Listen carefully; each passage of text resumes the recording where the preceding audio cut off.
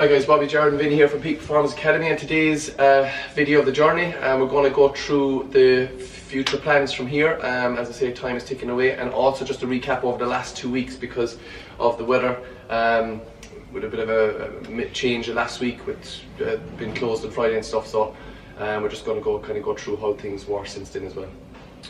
So basically, I suppose we'll give kind of a run through where training and nutrition has been at, and then after that, then we're going to go through our plans. And so I suppose the last 2 weeks training has been good. My training block at the moment, kind of rep range is always around the 6 to 12 range, and just before I go back into prep, then I'm just going to bring it back down just to do one last bit of strength. Training's been going well. Recovery's been probably the best this week it's been, which is good, because you can only train as hard as you can recover from, which the boys talked about the last day. So all's going good so far anyway. Yeah, so I say with me or last week. You trained Monday, didn't you? No, 4 days split that.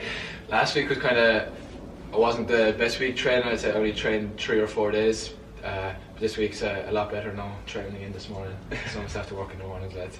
But it's kind of the plan going forward. For me, it's still kind of the priority is football. Like, and we have our first kind of competitive game this weekend.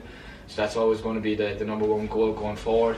I'm still kind of in a mass building phase, like, because I'm still looking towards that photo shoot towards the end of the September, and I'm still looking towards that. But so still building at the moment, and it won't be till probably about end of May, start of June will be cutting for me anyway. Yeah, and as I say, from last week, it's a 2 week kind of since we've been on the video, so training's been going well. 2 more weeks left in the strength phase, and then one last push for April before I start prep, and I'm kind of planning to start a little bit after Jared, which is going to be the 14th of May, which gives me about 16 weeks to when I will compete first. So that's kind of it. Training wise been going well. There was one day this week which we were just kind of discussing, which I've never seen in the HRV yet since I've been using it, to go into the red, and actually from the feeling from the session the day before, it kind of all correlates in where you could feel it the morning you got up. You knew the session before was a little bit harder, just felt harder when it shouldn't have been, and then the next day, obviously the HRV red, it was red, so that kind of said it, you're going to have to cut back that day. The central nervous system hadn't recovered, nervous system just was a bit shot. So recovery wise, we've been watching that, and all of us have been kind of using that as a guide, because important, the one thing we spoke about this week is health markers, which is a huge thing. And remember, you can only train as hard as you can recover, so that's going to be really, really important. And then from the SA session was a little bit lighter. Today's session was back to normal and felt way better today. So yeah, that's a huge thing for us, I think, recovery wise, just because it's long days here, so we have to just be careful on that.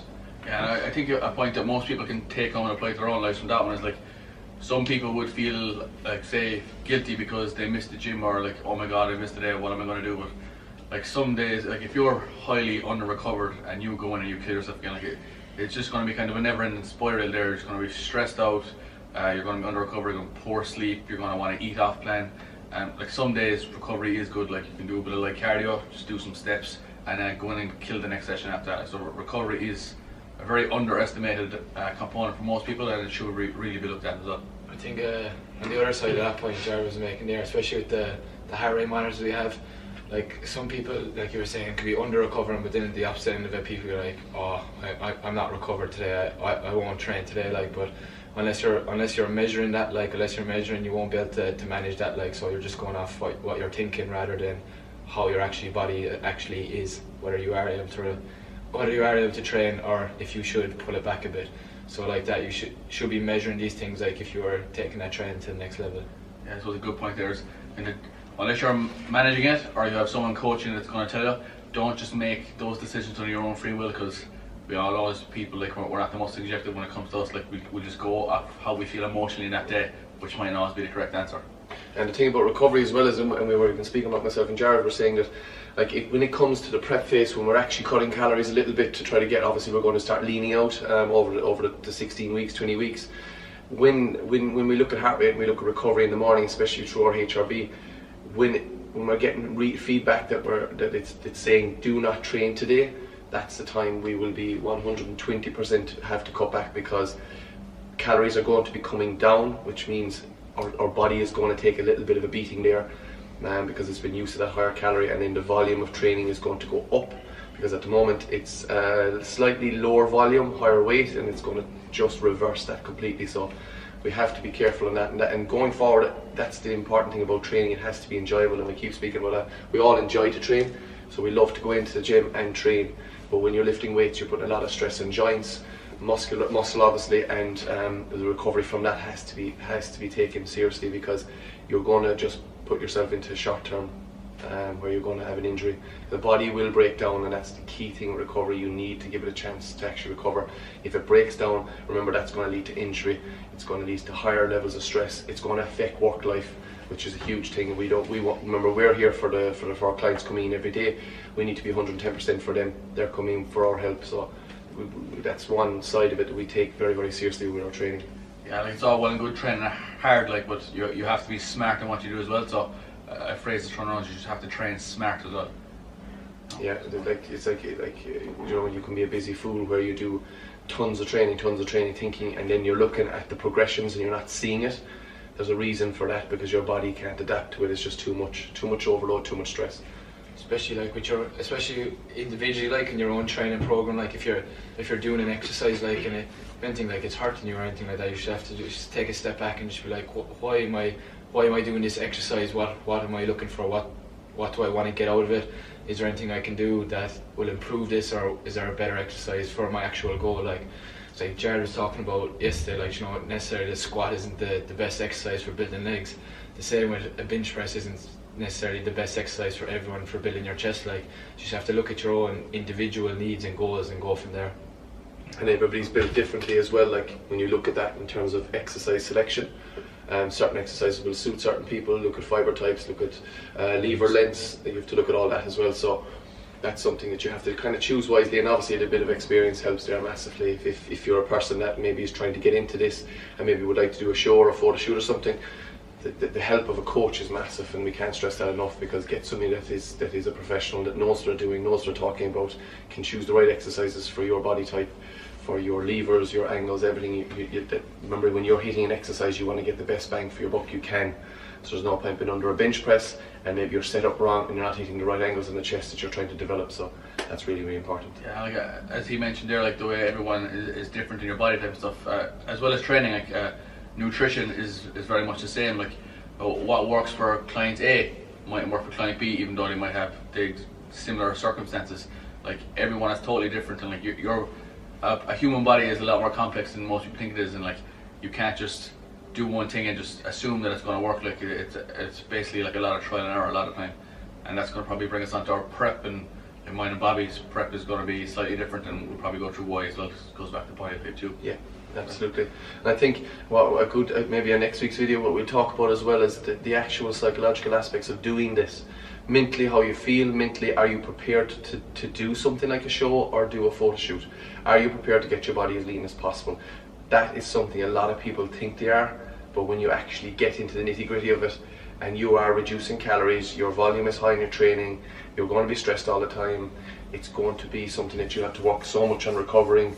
There is going to be days you're going to be a little bit off in training, and you have to be able to mentally cope with that.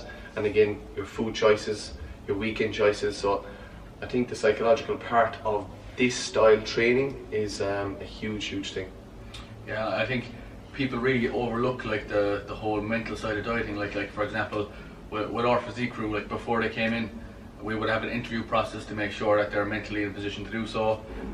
Through the whole process, we have all health markers watch. They're filling out questionnaires. We're talking to them. We're explaining to them from the outset what it's going to be like when it's over, and me and Bobby are actually designing out a phase after that they go through that we'll still keep an eye on them after, just to make sure like psychologically that they're okay. Like you can fall into that big trap when it comes to training and food, and you can get very body image orientated, and like we just have to be careful, and all you can do is be aware, and just be aware of what's going on mentally and physically as well. Yeah, that's a big thing. Like when we do we'll say the consultations for the Peak Physique program, that is something that we've had. There was one of the programs we had a lot of applicants, and a lot of them we would have advised through the consultation that you're just not at that stage yet. You're not ready. Your body's not ready for that level of training. You're going into maybe coming off of thinking you're training 3-4 times a week, but this is a completely different ball game in terms of you're literally going from 0 to 100. You've got a 12-week block. You have to be mentally ready, and that's where I suppose the screening process, when we do it, people are surprised when we won't take them on it, but I mean there's a reason for that. We want to make sure the person is ready and they can come out of it, like Jared said, coming out of photo shoot prep, getting down to your really lean body type, and you have to mentally be ready to come back out of that. You're not going to look like that 365 days a year just because you got to that stage. Yes, there's a certain maintenance you can, but you're not, that day is the best day you're going to look because you've prepared for that day, and then you have to be smart with your choices after. So that's why we've really focused on all our clients through the Peak Physique program when they finish their photo shoot. Like it's gonna come back to again like your own individual goal, like because competing's not for everyone. Like you're gonna have to love something to give it 100%. Like, and like not everybody has to do a photo shoot or compete. Like if that's not your thing, like you don't have to do it, like, you know. And especially like Jared was saying, in the world, like, you know, with social media and kind of, you know, all these Instagrammers, like, you might think like, oh, this is the thing to do, like, you know, get popular, stuff like that. But if that's not what you want to do, like, there's no point doing it. Like, you play other sports, like you should go to the gym for your overall health, like feel better, you'll have better relationships, then that might be your goal. Like, so it comes down to what do you actually want to do it, like, or is there something, or do you only kind of want to do it because you feel like that's socially acceptable to do? So like every finish off of when you were saying there, like no matter who you are or what your goal is or what you think you're capable of, no goal is worth sacrificing any form of your health for. Like, so like a big thing here, we will not make anyone push for a goal that they want if we think that it's going to sacrifice their health at a mental or physical level. Absolutely. And as I say, if somebody was thinking about they want to do, say, a photo shoot, just give a look at where you're at the moment, what level you're at, and then maybe there might be a 6-month period you'll give yourself to get to the point where you're ready to train for that level, or a show or something like that. Because competing in shows and stuff like that now, obviously in the last few years, popularity has grown massively, but a lot of people might be a year out to 2 years out from actually competing. Yeah, like the number 12 seems to be a good thing, like a 10-week, 12-week transformation. Like, and I suppose even related to us, like dieting takes a long time. Like some people might be 20 weeks, 30 weeks out. Like for example, when we would have done stuff first, we would have started with 12 and then it's gone to 14 and it's gone to 16, and I think now it's going to like 20, 25 weeks. Like, just time is something you want to give to a fat loss phase. Just be aware of the time frame. It's more than likely a lot longer than you think it's going to be as well. Okay guys, we'll wrap it up on that. With next week's video we'll go into the psychology of maybe making choices and what your goal is and what you're trying to do, and the psychology of what we're doing at the moment and how we mentally prepare for it. Okay guys, thanks for listening and we'll see you next week.